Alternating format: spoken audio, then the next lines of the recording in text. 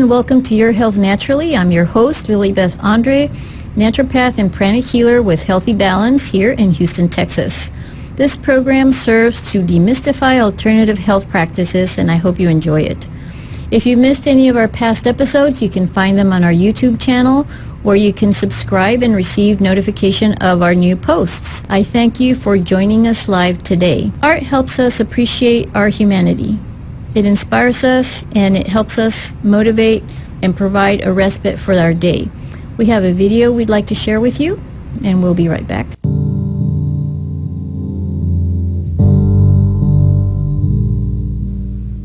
As a child, the main thing I really ever wanted for my life was to have a happy family.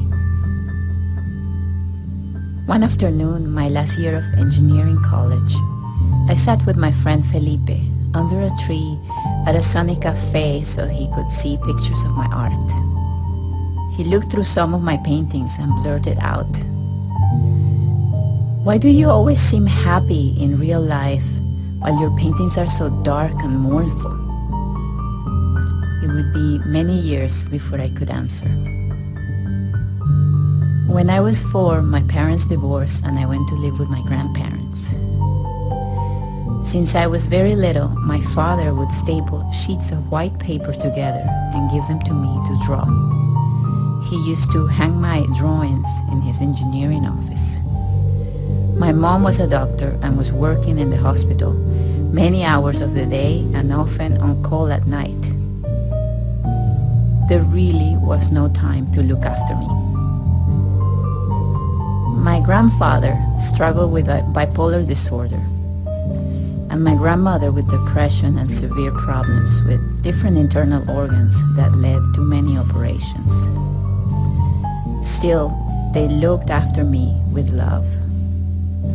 Sometimes my grandfather pulled me into his manic episodes, like the time he worked days and nights without stopping, painting a huge mural in the house using any paint available, including makeup, house paint, food coloring, coffee. I was around 8.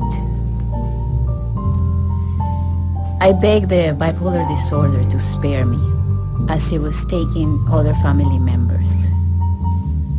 I swallowed the rotten apple of rape at 16, and of the rapist going without punishment. And when inside an old colonial house in a narrow street, alone with a stranger and his surgical equipment, I saw sparks fly. That time art gave me a little clay sculpture that I call "Goodbye Baby, I Never Saw Your Smile." As a matter of fact, looking back, Felipe was right. To this day, I vigorously pour those snarky, hurtful bits into my art, together with all my uncertainty about not having all the answers. I realize now that art saved my life when I was 4, after my parents' divorce, and it still does today. After graduation, I married a wonderful man and had 2 amazing daughters. Art has allowed me to overcome the challenges of my life, to attain the happy family I always wanted, and it has given me access to professional and spiritual fulfillment, because now I help others use the arts as I have.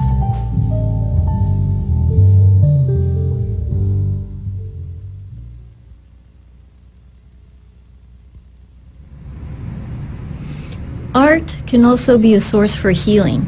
And to speak with us about art as therapy, we have our guest, Lorena Fernandez, with us today. Hi, Lorena.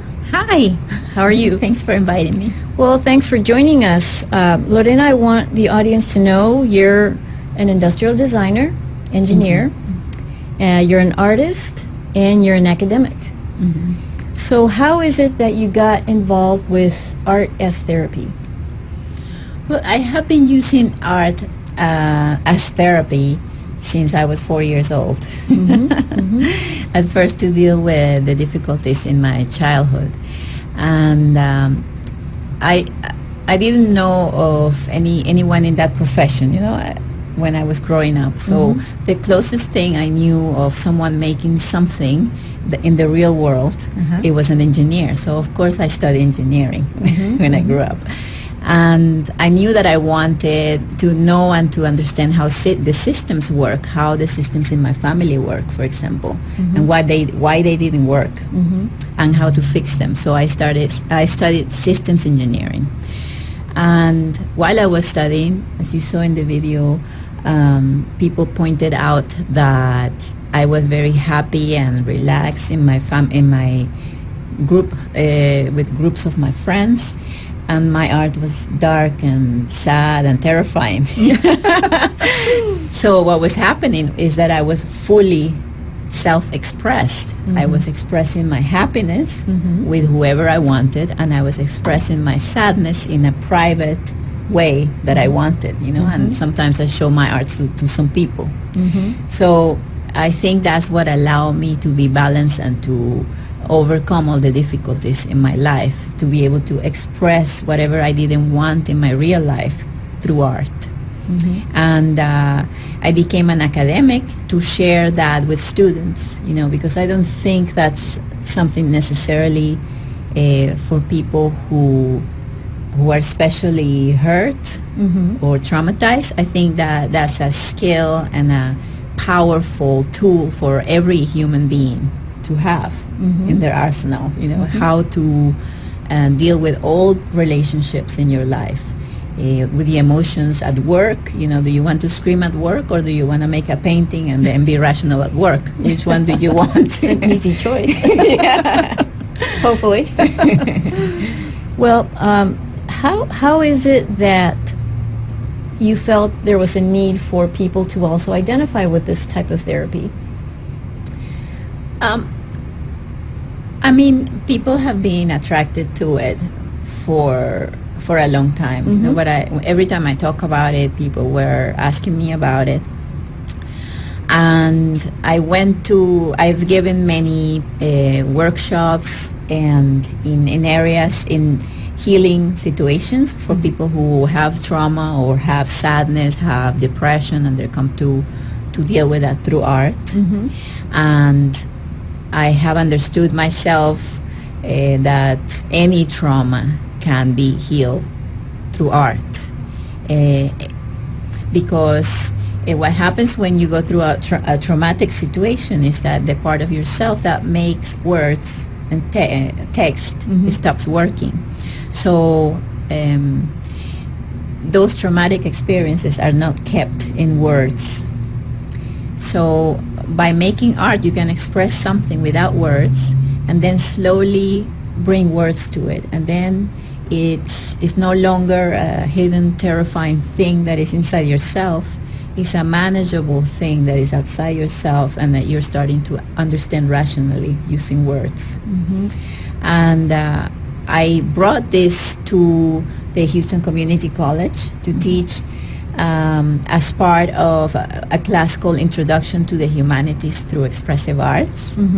And I realized that the students come from, Houston is the most diverse city in the United States, I think. Yes. Or one of the most diverse. And also the people in my class come from every field.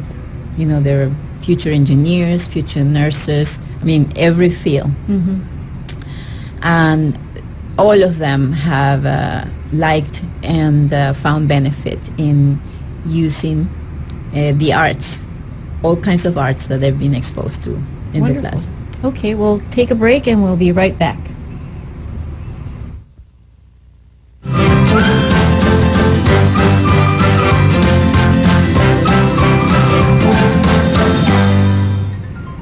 Welcome back. We're visiting with Dr. Lorena Fernandez talking about art and healing.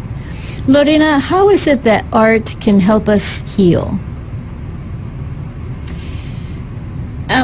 The main way how art can help us heal is to release repressed emotions, by releasing repressed emotions. But also by creating symbols that are outside of yourself about situations that you're going through that are difficult, you can get very powerful insights.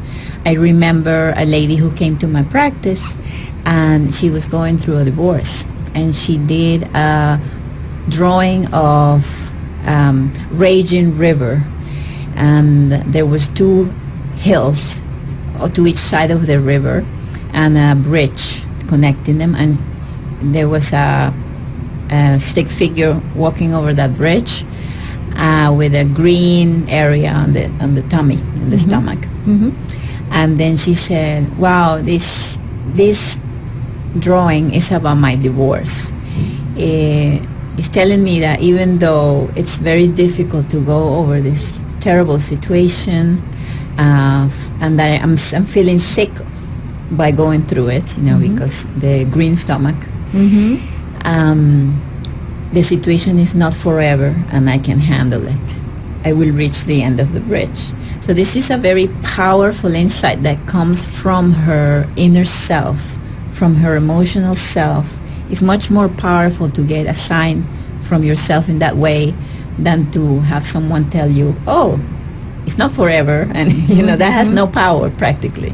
So when this is one of the things that happens through art, that your higher self, I'm gonna say your inner wisdom really comes up and comes through to your daily understanding of your life. There's a more superficial level of understanding. So this wisdom bubbles up, and then you become able to deal with the situation much, much better. Well, I think many times when we experience trauma, we have great difficulty expressing it verbally. And if we don't have that emotional vocabulary, then it becomes even harder. So from what I understand is that we begin to allow our inner wisdom to express itself in the things that we're not understanding, the things we can't put words to, yet they're inside hurting us, and they can come out through this vehicle of expressive art. Yes. And then we can see them, because we can't see them when they're inside. Right, exactly. So what are some of the applications that you've seen? I mean, you mentioned that it's not only for people that are dealing with trauma. It's good for everyone. Oh, yeah. Well, first of all, we have drives, and we have, as humans, we have capacities that are like seeds. They're inside us, and they only need a little nurturing, and they want to bloom, our capacities. Some people have talent for music, some people like to dance and things like that. So this helps you to develop and to discover yourself and your capacities if you give yourself the opportunity to do art. So that's in terms of yourself. In terms of your relationship with other people, and managing your emotions. Every time you have a negative emotion, every person has a negative emotion at one time, or maybe once a day. Sure.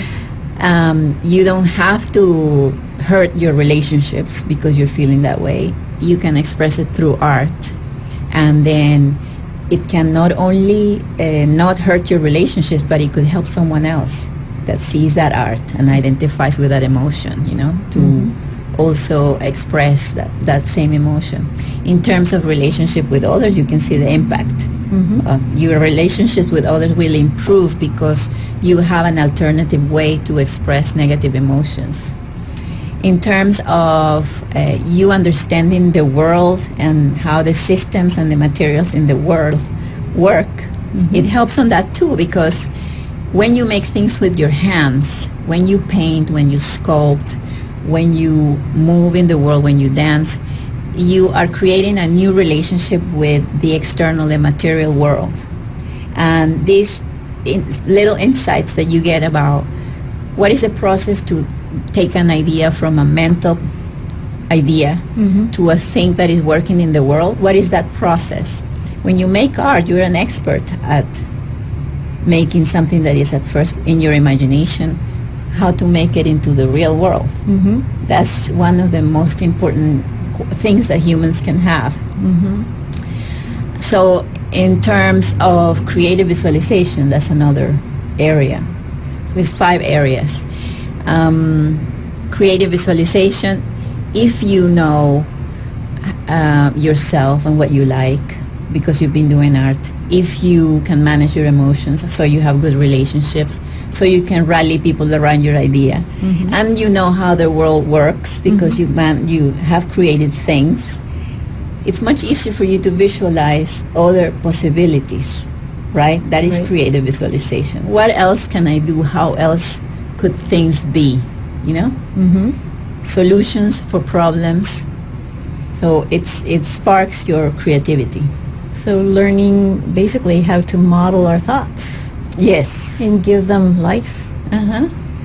And as you are dealing with things in the real world, your thoughts that are first modeled in one way give you feedback. You know, the materials in the real world tell you, I know you want to do this thing, but this is the nature of me as a material. And then you respond to that and you adjust. So this is a real relationship with the world. Yes, because the world isn't always the way we want it to be. Exactly. So this deep understanding of that you collaborate with the capacity of the world to create something that you would like. You have to collaborate. It's not simply you imagining something and then it's going to be there. Definitely. You have to take into consideration what can happen in the world given the materials in the world and the systems. And I know you've presented classes for all kinds of people dealing with stress and all. We'll talk about that shortly. We're going to take a break and we'll be right back to continue.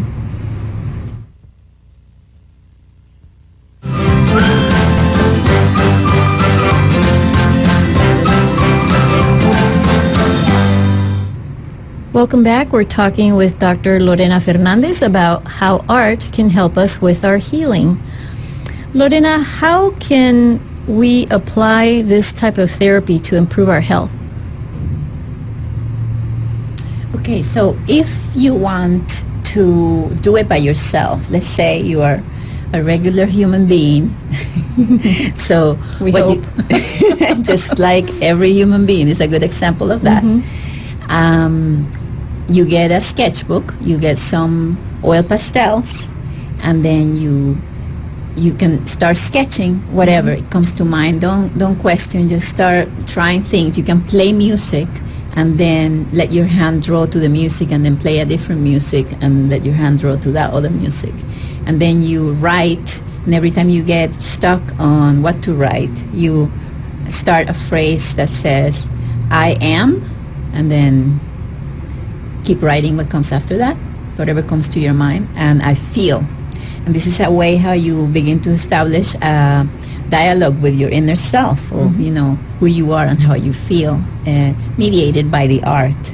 Another wonderful way is if you go to, let's say you go dancing, or you go to a dance class, or you go to a drum circle, which I highly recommend, drum circles.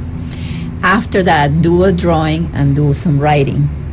So these are ways how you are using the expressive arts to really get to know yourself and to release any unwanted emotions and to influence and spark your imagination. Also, if you went through a trauma, if you want to deal with things where you think you need help, many people on Psychology Today are qualified expressive arts therapists and qualified art therapists. So all you have to do is go on that website and type art therapist or expressive arts therapist, and you'll find many people in your area. And you also teach. I teach in the Houston Community College, and I teach a class called Introduction to the Humanities Through Expressive Arts. And I offer the students opportunities to do sculptures with clay, to try spontaneous music making with a variety of percussion instruments. They do painting and drawing at every class, and they share with the class. and they experience personal growth a lot. They understand why humans make art at a very deep level. You know, why do humans make art? Because humans have to deal with being a human being, which is difficult. There's a lot of challenges. There is suffering involved. Humans want to change the world and make things that didn't exist before. Yeah. That's part of being a human. So they need to make art to put their ideas in the real world. So they get this really deep understanding of why ancient art happened, why modern art happened, you know, what, you know, contemporary art that goes beyond a unpersonal understanding of it, that is pretty and so on, but they understand how it's connected to their own heart in a way. To culture, and we can begin to understand even primitive art. Yes, absolutely. Well, Lorena, thank you very much for joining us today. I appreciate it. It's been wonderful talking with you. Thank you very much. Well, friends, thank you for joining us here on Your Health Naturally. I invite you to look up our YouTube channel and subscribe and show us your support that way. We'll be sending you notifications of new posts, which typically happen every week. Thanks for joining us today live here on CBBA, and I will see you next week.